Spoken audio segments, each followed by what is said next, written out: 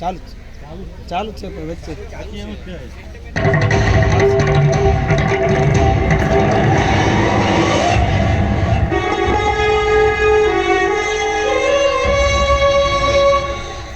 मैं हजारों साल से बिना रुके बिना थके आप सभी का बच्चों की तरह पालन पोषण कर रही हूँ।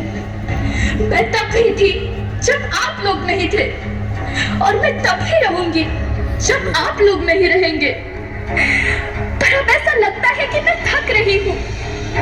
आपकी धरती माँ थक रही है। रसायनों का छिड़काव, रासायनिक खाद और इन सब के कारण पानी एवं हवा में जहरीलापन, यही कारण है कि मैं थक रही हूँ। क्या आप जानते हैं कि इन रसायनों के जहरीलेपन से मेरी मिट्टी वैसे ही जलती है जैसे आपके शरीर पर कोई तेजाब डाल दे। लगता है मेरे बच्चों को मेरे दुख का अंदाजा नहीं है। मेरी मिट्टी बंजर हो रही है। ये रसायन मेरी मिट्टी के उपजाऊपन को खत्म कर रहे हैं और उसमें पाए जाने वाला नमक मेरे शरीर पर मिर्च की तरह जल रहा है। मेरी फसलों की पैदावार कम हो रही है। मैं धीरे धीरे और थक रही हूँ।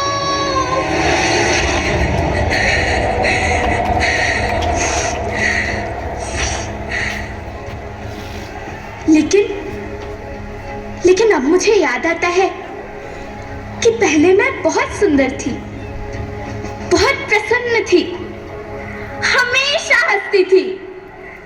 मुझे अब भी याद है।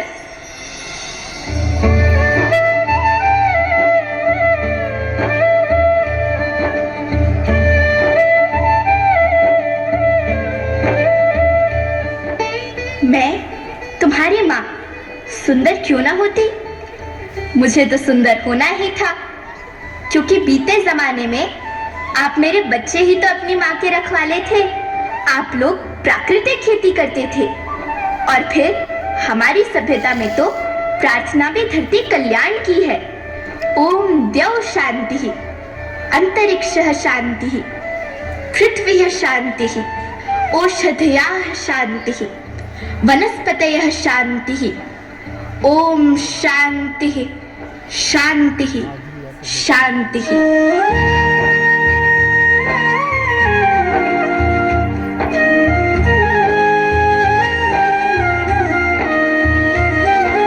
नदियाँ, जंगल, झरने, पर्वत रखना इन्हें संभाल के।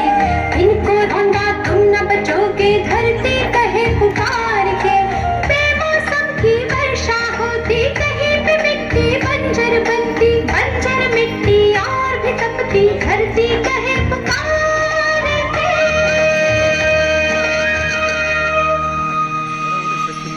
हजारों साल से मनुष्य धरती की गोद में रहता आया है, लेकिन आज मैं आपसे पूछती हूँ कि आपने इसके बदले धरती माँ को क्या दिया?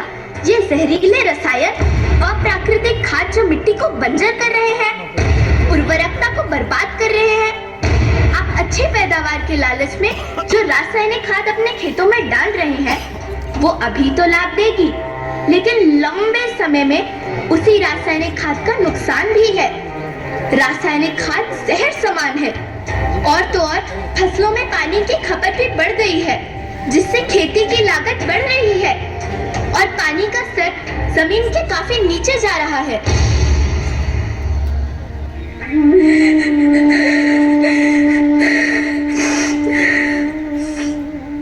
बच्चों, मैं तुम्हारी माँ हूँ।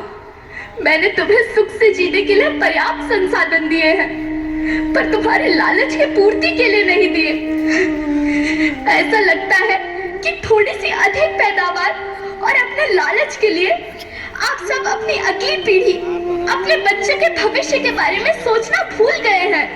सोचो, क्या तुम अपने बच्चों को ऐसे खेत देना चाहते हो जो बंजर हो?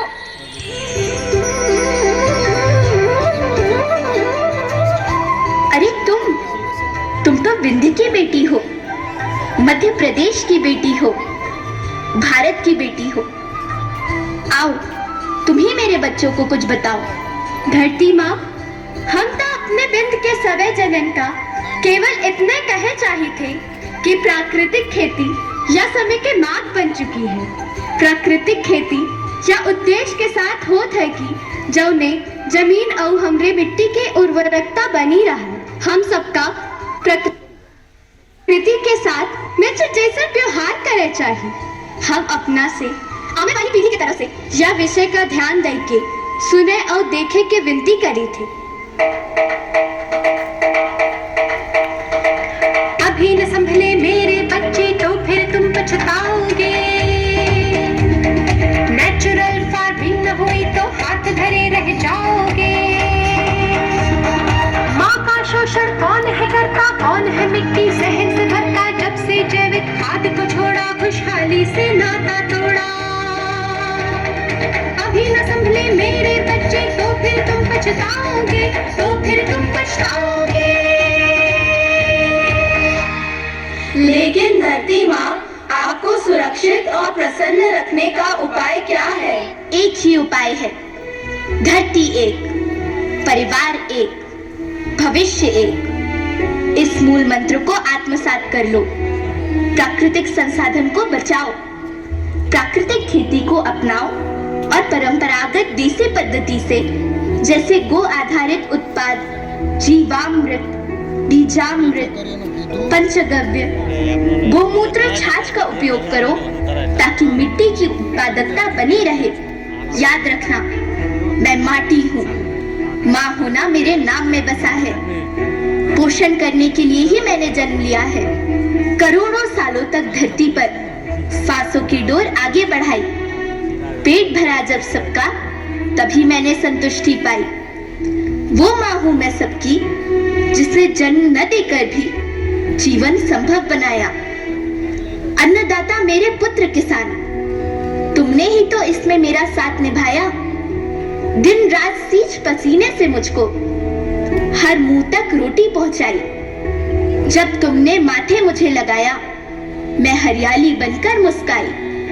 मिट्टी बंजर होने से या धरती के नुकसान से किसी एक देश, एक द्वीप, एक समाज या एक धर्म का नुकसान नहीं है, बल्कि सभी का है, क्योंकि सभी आपस में बंधे हैं। धरती की श्रृंखला टूटी, माला टूटी, सब बिखर जाएंगे, सब खत्म हो जाएंगे।